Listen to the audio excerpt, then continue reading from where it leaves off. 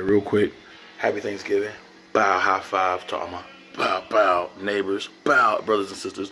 Bow, neighbors are unbeliever. Bow, but I love y'all just the same. My brothers and sisters 2 times.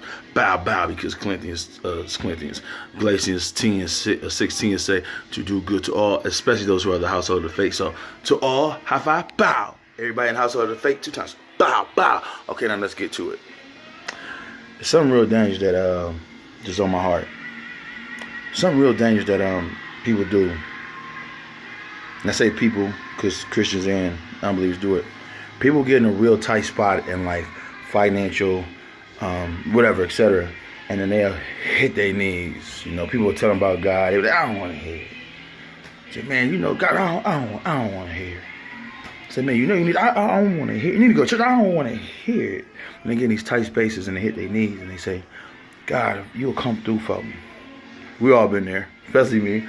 God, if you get me through this night, I ain't gonna drink again. I promise I ain't gonna drink again. That hand make it, I ain't gonna drink again. We all do it. But what's dangerous is when you hit your knees and you ask God to deliver you out of something, and He's faithful and He delivers you because you told Him, you promised Him.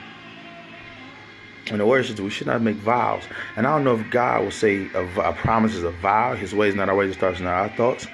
But you promised Him nonetheless that if He delivered you from that thing, that drug, that drink, that person, that situation, that financial debt, whatever that situation, if you could just get me away from this person, if you just get me away from this drug, if you could just help me beat this case, Lord, I'll be faithful. I'll come to you.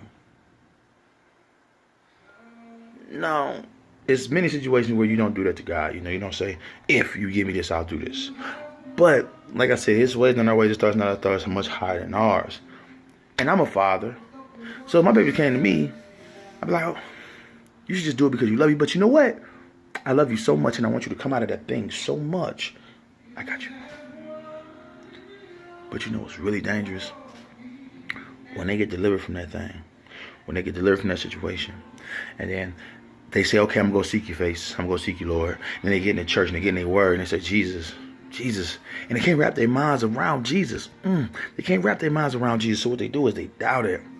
And then they say, man, God, I worship you. You delivered me. But this Jesus, it don't make sense. I can't buy it. Whether, you know, you pro-black and you say blue-eye, blonde hair, which is not true because it says feet of brass hair, wool, whatever. But for whatever reason, you doubt Jesus. And you can accept God, but you can't accept Jesus.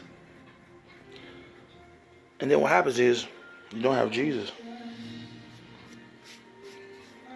So you start to fall away. Without Jesus, you're going to fall away. Probably fall back right into that situation, that thing that you was just in.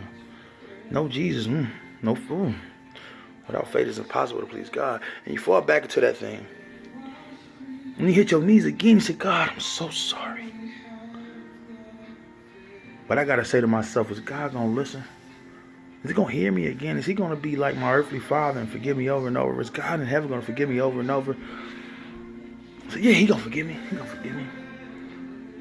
But if you had gotten in that word and if you had sought His face, you would have heard Jesus says, he who has the Son has the Father. But if you don't have the Son, you don't have the Father.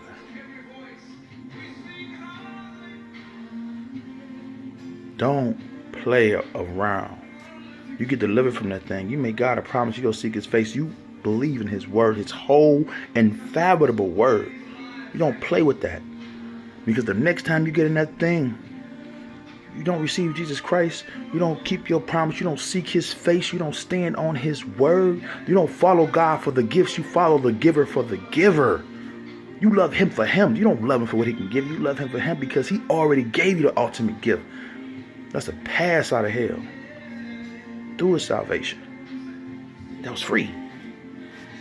So you're going to play with a free gift and ask for more and give Him stipulations? That's dangerous.